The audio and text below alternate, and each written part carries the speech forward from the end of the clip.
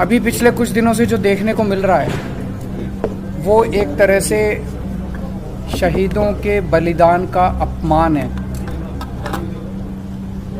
कि केंद्र की भारतीय जनता पार्टी सरकार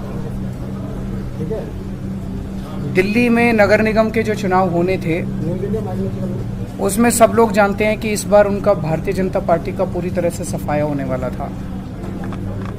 अपनी हार से बचने के लिए उन लोगों ने पहले तो स्टेट इलेक्शन कमीशन पे दबाव डाल के चुनाव को टलवा दिया और अब एक अमेंडमेंट ला रहे हैं जिसके ज़रिए वो चुनाव को कई महीनों के लिए टालने जा रहे हैं। ये बेहद दुखदाई है।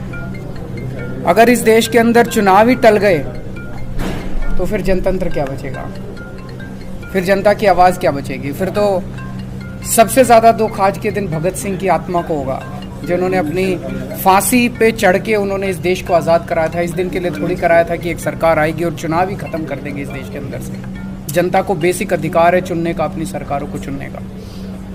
तो मेरा केंद्र सरकार से ही अपील है, हार जीत तो लगी रहती है। आप आज जीत रहे हो, इस राज्य में आप जीतते हो, उस राज्य में दूसरे जीतते हैं, इधर कोई जीतता है, उधर कोई जीतता है। हार जीत लगी रहती है। एक छोटे से एमसीडी के चुनाव में अपनी हार से बचने के लिए इस देश के साथ खिलवाड़ मत करिए। इस देश के जो शहीद हुए उनकी शहादत के साथ खिलवाड़ मत करिए। देश के संविधान के साथ खिलवाड़ मत करिए।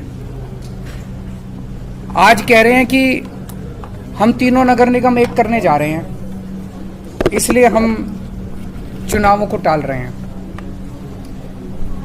क्या इस बेसिस पे चुनाव टाले जा सकते हैं? कल को गुजरात का चुनाव होगा, एक चिट्ठी लिख देंगे सेंट्रल इलेक्शन कमीशन को कि भाई हम गुजरात को और महाराष्ट्र को एक करने जा रहे हैं, इसलिए गुजरात के चुनाव मत कराओ।